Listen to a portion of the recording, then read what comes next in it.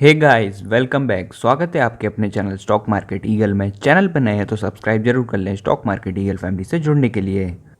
तो तो इस वीडियो में हम एक पोर्टफोलियो का एनालिसिस करेंगे, पोर्टफोलियो रिव्यू करेंगे। जिन सर का ये पोर्टफोलियो है उनका नाम है विपिन। वो 28 साल के हैं और बोल रहे हैं 20 साल तक होल्ड करना चाहते हैं। तो इस पोर्टफोलियो में सभी के सभी शेयर्स दबंग है, एकदम कोई कमी नहीं है शेयर्स में। इस वीडियो में आपको अच्छे अच्छे शेयर्स का नाम पता चलेगा, उनके बारे में जानने को मिलेगा और आपको भी सीखने को मिलेगा कि एक लॉन्ग टर्म के लिए इन्वेस्टमेंट कैसे किया जाता है, लॉन्ग टर्म पोर्टफोलियो कैसे बनाया जाता है, वो जो सेफ भी हो और अच्छे रिटर्न्स भी दे। तो ये वीडियो सबसे ज़्यादा इम्पॉर्टेंट होने वाला है आप सभी के लिए। तो इस वीडियो को पूरा ज़रूर देखना और कुछ भी स्किप मत करना, नहीं तो आपसे बहुत कुछ मिस हो जाएगा। तो ये पोर्टफोलियो एनालिसिस की सर्विस मेरे सब्सक्राइबर्स के लिए एकदम फ्री है। आप भी जान सकते हैं आपने सही तरीके से निवेश किया है कि नहीं, कोई गलती तो नहीं की है आपने अपने पोर्टफोलियो में। आपको कुछ नहीं करना है, आपने जो भी शेयर्स बाय करे हैं उनका स्क्रीनशॉट लेना है, अपने पोर्टफोलियो का स्क्रीनशॉट लेना है और ये मेरी मेल आईडी है, इस पर मेल कर देना है stockmarketeagle00@gmail.com। अभी मेरे पास काफ़ी सारे पोर्टफोलियो की रिक्वेस्ट आ चुकी है, तो मैं धीरे धीरे करके सबके पोर्टफोलियो का एनालिसिस कर दूंगा और कुछ डिटेल्स हैं वो मैं डिस्क्रिप्शन बॉक्स में डाल दूंगा, वो भी साथ में भेज देना। तो चलिए बिना टाइम वेस्ट किए शुरू करते हैं। तो इन्होंने टोटल 26 कंपनीज़ में इन्वेस्ट कर रखा है। कितना अमाउंट इन्वेस्ट किया है? 3,44,600 के करीब, जो कि बढ़कर हो गया है 3,62,000 के करीब। इनको लगभग 17,000 के बम्पर रिटर्न देखने को मिल रहे हैं। तो मैं आपको यहीं पे थोड़ी एक छोटी सी गलती बता देता हूँ कि आपने अपने पोर्टफोलियो के साइज़ के हिसाब से ज़्यादा शेयर्स बाय कर रखे हैं, यानी आपका पोर्टफोलियो थोड़ा ओवर डाइवर्सिफाइड हो गया है। आपको अगर लॉन्ग टर्म के लिए एक फोकस्ड पोर्टफोलियो बनाना है तो आप 10 से 15 स्टॉक्स बाय कर सकते थे, आपने 26 बाय कर रखे हैं। क्योंकि जितने ज़्यादा शेयर्स आप बाय करके रखोगे उतने ज़्यादा आपको ट्रैक करना होगा, उतनी ज़्यादा कंपनीज़ को ट्रैक करना होगा। और जब भी मार्केट क्रैश होगा आप गिरावट पे शायद सभी स्टॉक्स में बाय ना कर पाओ, क्योंकि आपके पास ज़्यादा शेयर्स हैं। वहीं कम होते तो शायद आप सभी शेयर्स में buy on dip strategy apply कर सकते थे। तो इसलिए मैं हमेशा बोलता हूँ कि कम शेयर्स बाय कर रखो, फोकस्ड रहो, सेफ़ रहता है लॉन्ग टर्म के लिए। तो सबसे पहले शेयर का नाम है टाइटन। इन्होंने इसमें इन्वेस्ट कर रखा है 5,163 का, 3 शेयर्स बाय कर रखे हैं। एवरेज प्राइस पे कौन सी उठाया? 1721 यानी 1721 की प्राइस पे उठाया है। और अभी इनको रिटर्न देखने को मिल रहे हैं लगभग 2% के। इन्होंने मतलब अभी अभी बाई किया है, ये देखो 9 जून को बाई किया है। तो कंपनी के बारे में मैं बता दूं आपको कि ये एक मार्केट लीडर कंपनी है टाटा ग्रुप की। टाटा इक्वल टू ट्रस्ट भी बोला जाता है। इसके ऊपर डिटेल में पहले ही वीडियो बना दिया है मैंने, कंप्लीट एनालिसिस आप देख सकते हैं चैनल पे जाके। अगर आपको कंपनी के बारे में अच्छे से जानना है, एकदम कंप्लीट डिटेल्ड एनालिसिस किया है इस वीडियो में, बढ़िया वाला। ये वीडियो काफ़ी इंपॉर्टेंट है, आप देख सकते हैं जाके। मैं देखो दूसरे शेयर का नाम है दीपक नाइट्राइट। केमिकल सेक्टर का एक दिग्गज स्टॉक, दबंग स्टॉक बोल सकते हो। ये अभी अंडर वैल्यू है। आपको हमेशा अंडर वैल्यू स्टॉक्स ही खरीदने चाहिए। मैंने बताया आपको इसका ROC ROE दोनों ही बढ़िया है, return on capital employed, return on equity. तो सर ये वाली चॉइस मेरे को अच्छी लगी आपकी। इसमें इन्होंने 15 शेयर्स बाय कर रखे हैं। कितना इन्वेस्ट कर रखा है? लगभग 26,202 का।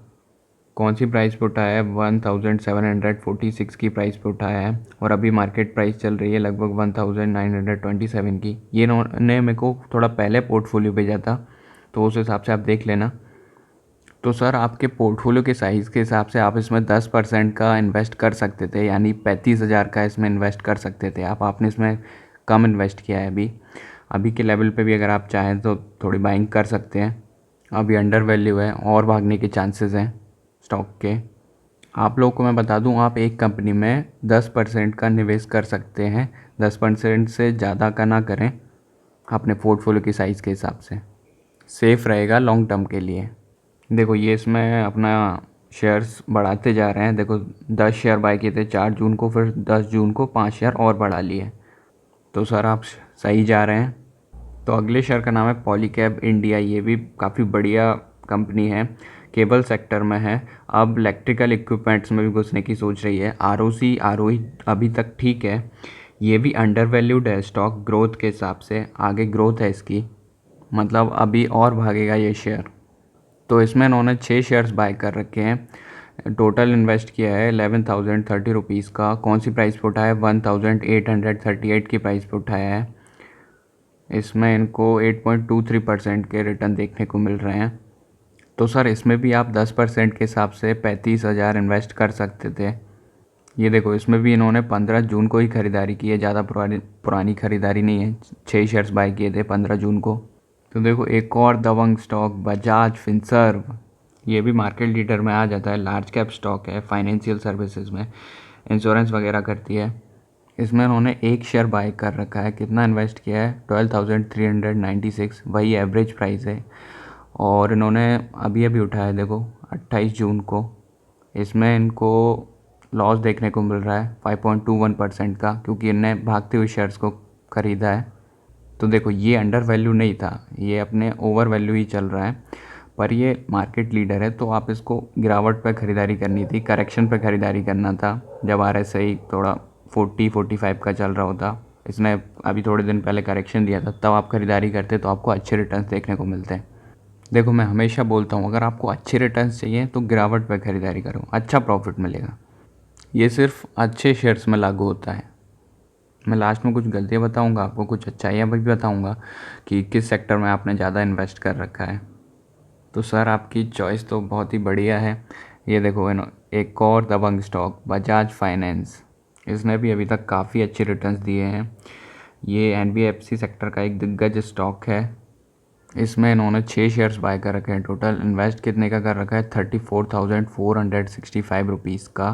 तो देखो ये वाली बात भी मेरे को अच्छी लगी कि आपने मार्केट लीडर स्टॉक में अच्छा अमाउंट डाला है, आपके पोर्टफोलियो के हिसाब से भी सही है, और एवरेज प्राइस भी सही है। 5,700 की प्राइस पे लगभग उठाया है, 744।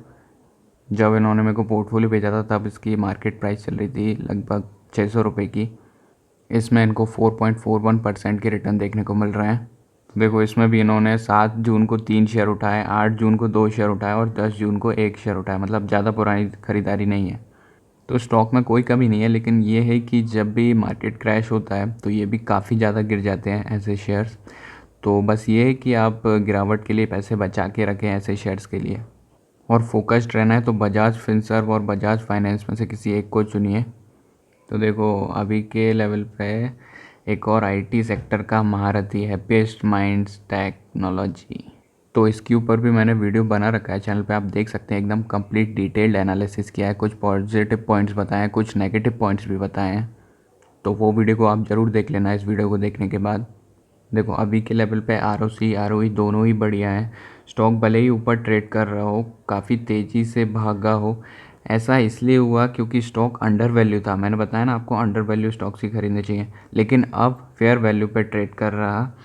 अपने पास 3 साल का रिकॉर्ड अच्छा है। 2018 में लॉस किया था कंपनी ने, पर और फिर जैसे ग्रोथ अभी 3 साल में दिखाई है कंपनी ने, ऐसी ही ग्रोथ अगर बनी रहे तो और भागेगा।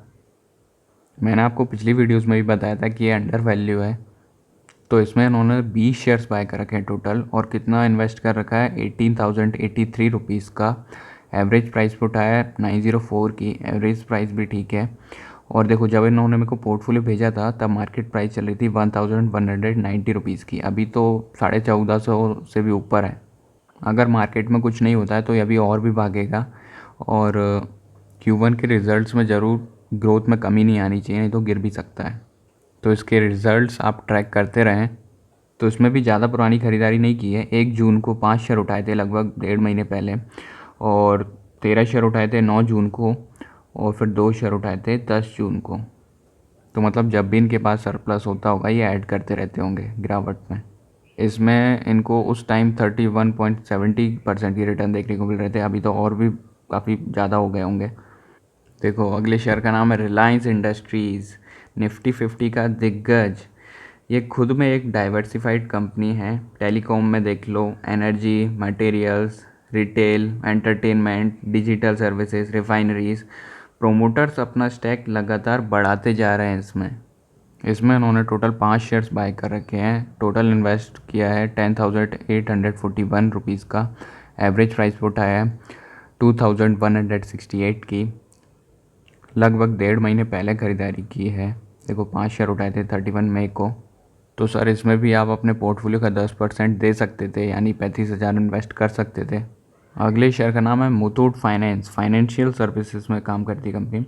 और आर थोड़ा कम है, पर ROE 27.8% का है और अभी अंडर वैल्यूड है स्टॉक। ठीक है, इस लेवल पे कोई बाय करना चाहे तो कर सकता है। पर देखो, बजाज फिनसर्व, बजाज फाइनेंस और मुथूट फाइनेंस में से आप किसी एक को चुन सकते हो, क्योंकि आपको एक सेक्टर की एक ही कंपनी खरीदनी है। तो इसमें इन्होंने टोटल 5 शेयर्स बाय कर रखे हैं। टोटल इन्वेस्ट किया है 7,054 रुपीज़ का। एवरेज प्राइस पे उठाया 1,410 की। और इसमें इनको टोटल रिटर्न देखने को मिल रहे हैं 4.72% के। मतलब ये ज़्यादा पुराना पोर्टफोलियो नहीं है। देखो 2 जून को इसमें भी बाइंग किए, 5 शेयर उठाए। तो अगले भारतीय स्टॉक का नाम है कोटक महिंद्रा बैंक। ये मतलब मान लो 4 दिग्गज बैंक्स में इसका नाम आता है। लार्ज कैप कंपनी है। फिस्कल ईयर 2021 में ग्रोथ में कमी आई, इसलिए थोड़ा करेक्ट हो गया है। इसमें इन्होंने 5 शेयर्स बाय कर रखे हैं। टोटल इन्वेस्ट कर रखा है 8,663 रुपीज़ का, जो कि अभी बढ़कर हो गया है 8,000 नहीं, बल्कि कम हो गया है, क्योंकि इनको लॉस देखने को मिल रहा है कितना, 1% के लगभग का। तो 8,575 रुपीज़ हो गए हैं करंट में। एवरेज प्राइस पे उठाया था 1,732 की। इसमें भी देखो ज़्यादा पुरानी खरीदारी नहीं है, 24 जून को उठाया है। ये भी बढ़िया स्टॉक है, आप चाहें तो होल्ड कर सकते हैं। इसमें भी अपना इन्वेस्टेड अमाउंट बढ़ा सकते हैं करेक्शन पे। अगले शेयर का नाम है इन्फो एज। तो ये कंपनी जितने भी अच्छे अच्छे स्टार्टअप्स होते हैं उनको ख़रीद लेती है, जैसे Naukri.com ऑनलाइन रिक्रूटमेंट के लिए, 9acres.com, जीवनसाथी.com, शिक्षा.com। इस कंपनी ने जोमेटो में भी इन्वेस्ट किया था। अभी IPO में 375 करोड़ के शेयर्स बेच रही है। और बात की जाए फ्री कैश फ्लो भी बढ़िया है इसका, 335 करोड़ का फ्री कैश फ्लो है। तो इसमें उन्होंने 2 शेयर्स बाय कर रखे हैं। टोटल इन्वेस्टमेंट अमाउंट है 9,910 रुपीज़ का। एवरेज प्राइस पे उठाया 4,955 पे। और अभी मार्केट प्राइस चल रही है लगभग 5,365 की। इनका जो अमाउंट है वो बढ़कर हो गया है 10,730 का। और इनको टोटल रिटर्न देखने को मिल रहे हैं 8.27% के। और देखो इसमें भी इन्होंने 16 जून को ही बाइंग की है और 819 रुपये के रिटर्न भी देखने को मिल रहे हैं, 819 का प्रॉफिट। तो सर इनका मैनेजमेंट भी बढ़िया है, आप इसको होल्ड कर सकते हैं। अगले शेयर का नाम है डॉक्टर लाल पैथलैब्स। तो इंडिया की leading consumer health care brand में इसका नाम आता है। ROE बढ़िया है, डेब्ट फ्री है कंपनी, फ्री कैश फ्लो भी बढ़िया है। इसमें इन्होंने 4 शेयर्स बाय कर रखे हैं। टोटल इन्वेस्ट किया है 12,730 रुपीज़ का। एवरेज प्राइस पे उठाया 3,182 की। और जो कि बढ़कर हो गया इनका अमाउंट 13,349 रुपीज़। और टोटल रिटर्न इनको देखने को मिल रहे हैं कितने, 4.87% के। 29 जून को बाई किए हैं 4 शेयर्स। तो आपको अगर हेल्थ केयर सेक्टर पसंद है तो आप इसमें होल्ड कर सकते हैं लॉन्ग टर्म के लिए। तो अगले शेयर का नाम है एस्ट्रल। तो ये पाइप वगैरह बनाती है। ROE बढ़िया है, फ्री कैश फ्लो भी बढ़िया है। एक साल में 187% के रिटर्न्स दिए हैं। मार्केट लीडर है, कोई कमी नहीं है। पर अभी सुप्रीम इंडस्ट्रीज़ और प्रिंस पाइप्स अंडर वैल्यू हैं और एडवर्टाइजमेंट वगैरह भी बढ़िया करते हैं। सुप्रीम इंडस्ट्रीज़ का सब कुछ बढ़िया है, अंडर वैल्यू भी है। और मार्केट कैप में एस्ट्रल के बाद सुप्रीम का ही नाम आता है। तो आप में से अगर कोई बाय करना चाहे तो सुप्रीम इंडस्ट्रीज़ या प्रिंस पाइप को देख सकता है बाइंग के लिए। तो इसमें उन्होंने 6 शेयर्स बाय कर रखे हैं। टोटल इन्वेस्ट किया है 11,763 रुपीज़ का। एवरेज प्राइस पे उठाया है 1,960 की। इसमें इनको टोटल रिटर्न देखने को मिल रहा है 480 रुपये के, यानी 4.09% के। इसमें भी 29 जून को बाइंग की है 6 शेयर्स। देखो अगले दबंग शेयर का नाम है रिलैक्सो फुटवेयर। ये मार्केट लीडर है, एक लार्जेस्ट फुटवेयर मैन्युफैक्चरिंग कंपनी है भारत में। प्रोमोटर होल्डिंग भी अच्छी है। देखो इसके अंदर क्या क्या जाता है, रिलैक्सो, स्पार्क्स, आपने नाम सुना होगा, फ्लाइट, बहामास, ये सब इसके अंदर ही आते हैं। अगर इसकी पास्ट हिस्ट्री भी चेक की जाए तो इसने काफ़ी बम्पर रिटर्न दिए हैं कुछ सालों में, पिछले कुछ सालों में।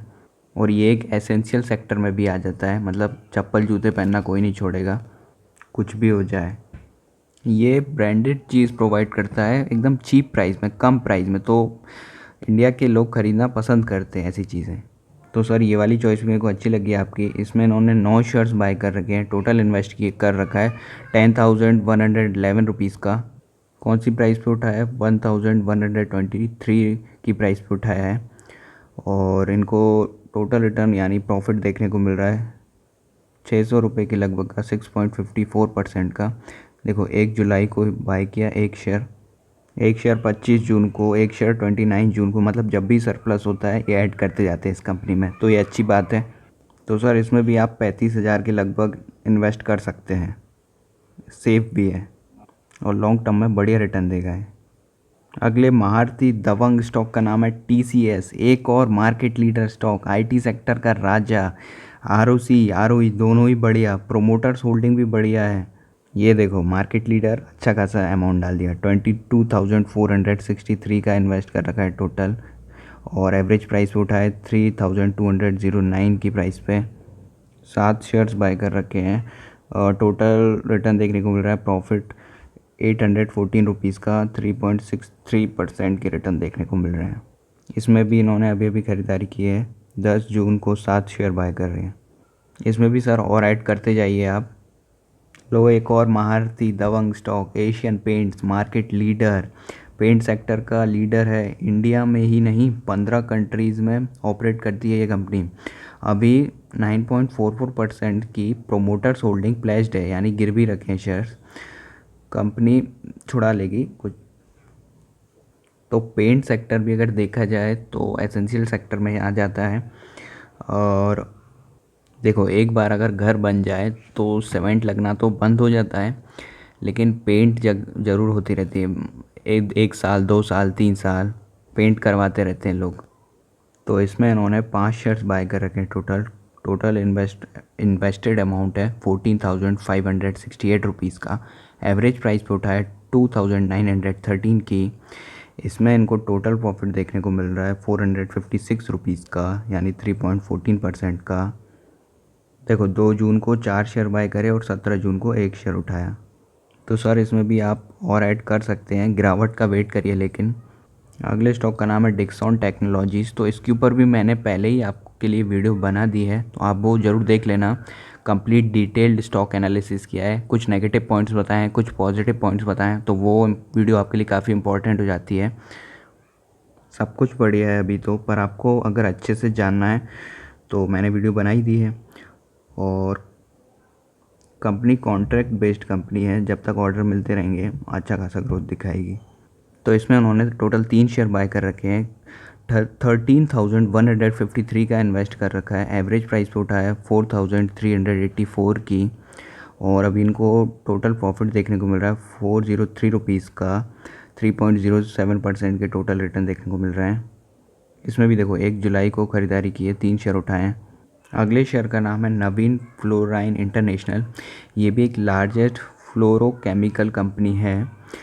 ROC ROE एवरेज से कम है, फ्री कैश फ्लो बढ़िया है, डेफ्ट फ्री है कंपनी, 3% की प्रोमोटर्स होल्डिंग प्लेस्ड है, यानी गिर भी है शेयर्स 3% के। तो सर आपने दीपक नाइट्राइट जैसे शेयर में पहले से ही बाइंग कर रखी, तो इसकी ज़रूरत नहीं थी आपको। इसमें उन्होंने 4 शेयर्स बाय कर रखे हैं, टोटल इन्वेस्ट कर रखा है 14,865 रुपीज़ का। एवरेज प्राइस पे उठा है 3,716 की। इसमें इनको टोटल रिटर्न देखने को मिल रहे हैं 330 रुपीज़ के, यानी 2.23% के। 29 जून को 4 शेयर्स बाय कर रहे हैं।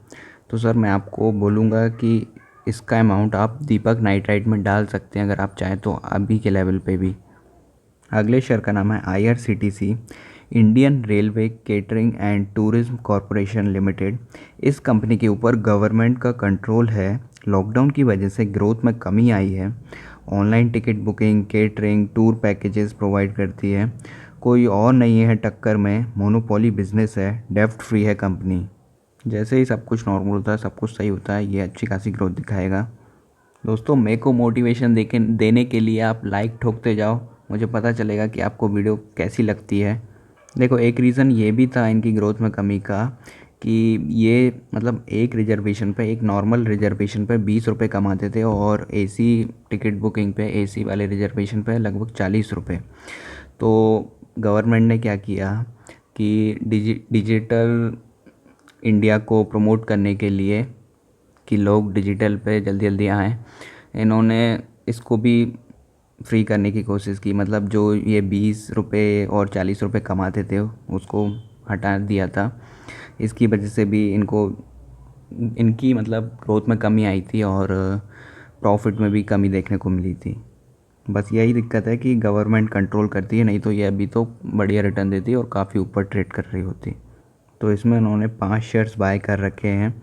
टोटल इन्वेस्ट कर रखा है 10,350 रुपीज़ का। एवरेज प्राइस पे उठा है 2070 की और अभी तो काफ़ी भाग चुका है शेयर। देखो, टोटल रिटर्न भले अभी इनको प्रॉफिट देखने को मिल रहा होगा। इन्होंने मेरे को पहले थोड़ा पोर्टफोलियो भेजा था ना, इसलिए। देखो, 25 जून को ख़रीदारी की है, एवरेज प्राइस भी सही है। तो मोनोपोली शेयर्स भी होने चाहिए आपके पोर्टफोलियो में। अगले महारथी का नाम है HDFC life insurance. Market leader stock है लाइफ इंश्योरेंस सेक्टर में। एक बढ़िया वीडियो ऑलरेडी बना दी है मैंने आपके लिए, कंप्लीट डिटेल्ड स्टॉक एनालिसिस की, ज़रूर देखना उसको। कुछ नेगेटिव पॉइंट्स भी बताए हैं। आप चाहें तो बजाज फिनसर्व और HDFC लाइफ में से किसी एक को चुनें। इसमें इन्होंने 10 शेयर्स बाय कर रखे हैं। टोटल इन्वेस्ट किया है 7,061 रुपीज़ का। एवरेज प्राइस उठा है 706 की। देखो, इसमें इनको लॉस देखने को मिल रहा है। क्यों? गलती समझ में आई होगी ना। भागते हुए शेयर को ख़रीदा है, गिरावट पे ख़रीदते तो अच्छा प्रॉफिट देखने को मिलता। देखो, 2.64% के नेगेटिव रिटर्न देखने को मिल रहा है, यानी लॉस दिख रहा है 186 रुपीज़ का। देखो, स्टॉक अगर अंडर वैल्यू होता है तो बात अलग होती है, मैंने आपको समझाया है। लेकिन स्टॉक ओवर वैल्यूड है, उसके बाद भी अगर आप ऊपर के लेवल पे यानी भागते हुए शेयर को पकड़ते हैं तो आपको नेगेटिव रिटर्न देखने को मिल सकते हैं। पर ठीक है, अगर आप एवरेज करने के लिए, बाय ऑन डिप स्ट्रेटजी के लिए पैसे बचा के रखते हैं तो वो भी सही है। 28 जून को ही उठाएं 10 शेयर। अगले स्टॉक का नाम है बालकृष्ण इंडस्ट्रीज़ यानी BKT। टायर सेक्टर का मार्केट लीडर स्टॉक है। इसके बाद नाम आता है MRF का। 1987 में स्टार्ट हुई थी कंपनी। ROC ROE ठीक है, ग्रोथ है कंपनी में। मार्केट कैप काफ़ी बड़ा है कंपनी का। देखो, देखा जाए तो ये भी एक एसेंशियल सेक्टर में आ जाता है। जिसके पास भी कार है, कार तो ख़रीद ली पर टायर बदलते रहते हैं 2 साल में, 3 साल में। ट्रैक्टर हो गया, कमर्शियल व्हीकल्स हो गए, सबके टायर्स बदलते रहते हैं। इसमें इन्होंने 5 शेयर्स बाय कर रखे हैं। टोटल अमाउंट इन्वेस्ट किया है 11,218 रुपीज़ का। एवरेज प्राइस पे उठाया 2,243 की। इसमें इनको टोटल प्रॉफिट देखने को मिल रहा है 275 रुपीज़ का, यानी 2.46% के रिटर्न देखने को मिल रहे हैं। 14 जून को 5 शेयर उठाए हैं। देखो, अगर इनका पोर्टफोलियो तो वैसे नया नया लग रहा है, पर इन्होंने अपने चैनल के मोटो को अप्लाई किया है, मतलब first learn then remove L. छोटी छोटी कुछ गलतियां हैं, मैं बताऊंगा। देखो, अगले स्टॉक का नाम है इन्फोसिस। IT सेक्टर का एक और दबंग स्टॉक। डिविडेंड बढ़िया देती है कंपनी। स्टॉक स्प्लिट और बोनस शेयर भी बढ़िया देती है। पर ऑलरेडी आपके पास 2 स्टॉक्स हो चुके हैं IT सेक्टर के। मैंने बताया आपको IT सेक्टर का एक ही चुनना है, पर आप चाहें तो 2 भी चुन सकते हैं। देखो, एकदम सिंपल भाषा में समझाता हूँ। आपको अभी देखने को मिल रहा होगा कि IT सेक्टर अच्छे रिटर्न्स दे रहा है, तो आप सोच रहे होंगे कि ज़्यादातर सभी IT सेक्टर मेरे पोर्टफोलियो में हो, मतलब IT कंपनीज मेरे पोर्टफोलियो में हो। तो अपने को ये नहीं देखना है कि 1 साल में इतने रिटर्न दिए, 2 साल में इतने रिटर्न दिए। अपने को कंपनी के फंडामेंटल्स भी चेक करने हैं। और देखो, ये स्टॉक मार्केट है, अगर अभी कोई सेक्टर भाग रहा है तो ज़रूरी नहीं कि वो हमेशा ही भागता रहे, उसमें गिरावट आएगी और कभी ना कभी करेक्ट भी होगा, तो उस समय कोई और सेक्टर भाग रहा होगा। तो अगर आपका पोर्टफोलियो डाइवर्सिफाइड है, मतलब आपने अलग अलग सेक्टर्स में अलग अलग सेक्टर्स में बाइंग कर रखी है, अलग अलग सेक्टर्स की कंपनी खरीद रखी है, आपने एक ही सेक्टर में ज़्यादा इन्वेस्ट नहीं कर रखा है, तो आपका पोर्टफोलियो हमेशा ग्रीन में ही देखने को मिलेगा। और वहीं अगर आपने एक ही सेक्टर की ज़्यादा कंपनीज़ खरीद रखी हैं, तो मतलब आपका जो पोर्टफोलियो है वो पूरा एक सेक्टर पर डिपेंड करने लगा ना। जब वो सेक्टर भागेगा तो आपका पोर्टफोलियो ग्रीन में होगा, आपका पोर्टफोलियो भी भागेगा। अब वहीं जब वो सेक्टर गिरेगा तो आपका पोर्टफोलियो भी रेड में आएगा, क्योंकि आपने उसमें ज़्यादा इन्वेस्ट कर रखा है। और आप बोल रहे हो 20 साल के लिए, तो लॉन्ग टर्म में अपन को बहुत कुछ सोचना पड़ता है। गवर्नमेंट भी चेंज होगी, गवर्नमेंट ने कुछ नए रूल्स निकाल दिए आईटी के लिए, आईटी सेक्टर के लिए, तो कुछ भी हो सकता है। इसलिए एक सेक्टर में ज़्यादा इन्वेस्ट ना करें, आप समझ जाएंगे लॉन्ग टर्म में जब आप इन्वेस्ट करेंगे और जब आपको लॉन्ग टर्म हो जाएगा इन्वेस्ट करते हुए। तो इसमें उन्होंने 8 शेयर्स बाय कर रखे हैं, टोटल इन्वेस्ट कर रखा है 11,552 रुपीज़ का, एवरेज प्राइस पे उठाया है 1,444 की, टोटल रिटर्न प्रॉफिट देखने को मिल रहा है 989 रुपीज़ का, 8.57% के रिटर्न देखने को मिल रहे हैं। तो किसी एक कंपनी को चुन लें आईटी सेक्टर से भी, चाहे तो 2 को चुन सकते हैं, एक मार्केट लीडर को चुन लिया और एक जो ग्रोथ है जिसमें उसको चुन सकते हैं। आप ये मत सोचो कि हर एक स्टॉक मेरे पोर्टफोलियो में होना चाहिए जो अच्छे अच्छे रिटर्न दे रहा है। ये बात आपको तब समझ में आएगी जब मार्केट क्रैश होगा। आपका सब कुछ बढ़िया है, बस थोड़ा फोकस्ड पोर्टफोलियो बनाइए। देखो अगले शेयर का नाम है HCL टेक, आईटी सेक्टर की टॉप 4 कंपनीज़ में इसका नाम आता है। कोई कमी नहीं है कंपनी में, पर एक सेक्टर की एक ही कंपनी खरीदनी है, वही बात चुनना सही रहेगा लॉन्ग टर्म के लिए। 10 शेयर्स बाय कर रखे हैं, टोटल इन्वेस्ट कर रखा है 9,769 रुपीज़ का, एवरेज प्राइस पे उठा है 976 की, टोटल रिटर्न 77 के देखने को मिल रहे हैं, 0.79% के। अगले स्टॉक का नाम है हिंदुस्तान यूनिलीवर। देखो FMCG सेक्टर का स्टॉक, 8 शेयर्स बाय कर रखे हैं, इन्वेस्ट कर रखा है 18,980 रुपीज़ का, एवरेज प्राइस उठा है 2,372 की, टोटल रिटर्न देखने को मिल रहा है 918 रुपीज़ के, 484% का रिटर्न देखने को मिल रहा है, 4.84% के, सॉरी। अगले महारथी का नाम है एवेन्यू सुपर मार्ट। देखो ऑर्गेनाइज्ड रिटेल बिजनेस में काम करती कंपनी, प्रोमोटर्स होल्डिंग बहुत ही बढ़िया है। देखो अभी 234 स्टोर्स हैं इनके 11 स्टेट्स में, और ये बढ़ाते ही जा रहे हैं, और ये अपने स्टोर्स बढ़ाते ही जा रहे हैं ना। और स्टोर्स खोलने के लिए जो भी इनको लैंड रिक्वायरमेंट होती है वो उतने ही लैंड को ख़रीद लेते हैं, रेंट वगैरह पे नहीं लेते। इसका मतलब लैंड की वैल्यू भी बढ़ते ही जाएगी ना। और अभी इस कंपनी में काफ़ी ग्रोथ है डीमार्ट में। अभी सिर्फ देखो 11 स्टेट्स में, और स्टेट्स में भी फैल रही है ये। मतलब कोई भी कंडीशन आ जाए, इनका लैंड तो इनके पास ही रहेगा ना, प्रॉफिट भी हो रहा है और साथ में लैंड की प्राइस भी बढ़ रही है, तो इससे अच्छा क्या हो सकता है। मार्केट कैप भी अच्छा खासा है। आप चाहोगे तो मैं वीडियो बना दूंगा। इसमें इन्होंने 4 शेयर्स बाय कर रखे हैं, टोटल इन्वेस्ट कर रखा है 12,923 रुपीज़ का, एवरेज प्राइस पे उठाया 3,230 की प्राइस पे उठाया है, टोटल रिटर्न देखने को मिल रहे हैं 334 के, 2.59% के टोटल रिटर्न। 10 जून को 4 शेयर्स उठाए। अगले स्टॉक का नाम है पिडीलाइट, फेविकॉल, फेविक्विक, फेविस्टिक, एमसील, डॉक्टर फिक्सिट। कोई तोड़ नहीं है, मोनोपोली बिजनेस है। जो भी छोटी छोटी कंपनीज इस सेक्टर में आती हैं, घुसना चाहती हैं, वो इसको ख़रीद लेती है, एक्वायर कर लेती है। मार्केट लीडर स्टॉक है। इसमें इन्होंने 4 शेयर्स बाय कर रखे हैं, टोटल इन्वेस्ट कर रखा है 8,360 रुपीज़ का, एवरेज प्राइस उठा है 2,090 की, प्रॉफिट देखने को मिल रहा है 354 रुपीज़ का, 4.24% के रिटर्न देखने को मिल रहे हैं। 18 जून को ही 2 शेयर उठाए, और 2 शेयर पहले उठाए थे 2 जून को। तो आप भी सीखो इनसे। देखो एक और आईटी सेक्टर का विप्रो कंपनी,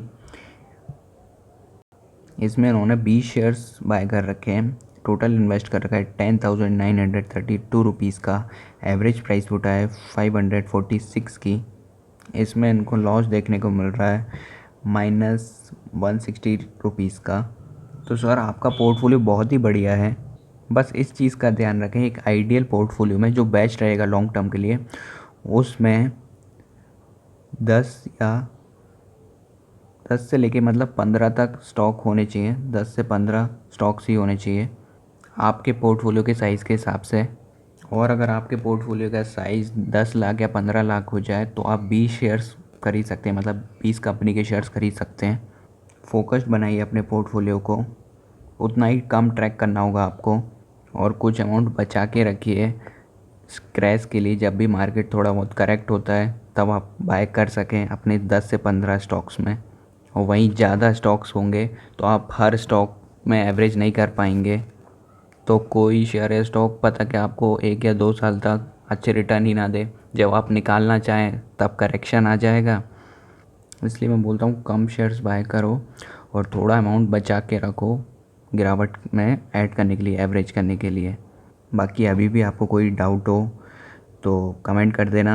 और बताया मैंने, जैसे आपका जो पोर्टफोलियो है आईटी सेक्टर के ऊपर ज़्यादा डिपेंड है, तो आईटी सेक्टर में एक शेयर को चुनिए या 2 को चुनिए बस। और एनबीएफसी और इंश्योरेंस सेक्टर में भी एक ही को चुनिए, और केमिकल सेक्टर में भी एक ही को चुनिए। और ये भी ज़रूरी नहीं है कि हर सेक्टर आपके पोर्टफोलियो में हो, आपके पोर्टफोलियो का साइज़ भी डिपेंड करता है। और जो अच्छे अच्छे सेक्टर्स हैं जो टॉप पे आते हैं उनमें इन्वेस्ट करिए। अपन को ये भी सोचना है कि कौन सा सेक्टर ज़्यादा रिटर्न दे सकता है। ऐसा ज़रूरी नहीं कि हर सेक्टर आपके पोर्टफोलियो में हो। एसेंशियल सेक्टर्स को चुनिए, अंडर वैल्यूड स्टॉक्स को चुनिए, मोनोपोली स्टॉक्स को भी चुन सकते हैं गिरावट में लेकिन। तो दोस्तों इस वीडियो को बनाने में काफ़ी मेहनत लगती है, तो जल्दी जल्दी लाइक करते जाओ ताकि मेरे को पता चले कि मेरी मेहनत रंग ला रही है, कामयाब हो रही है।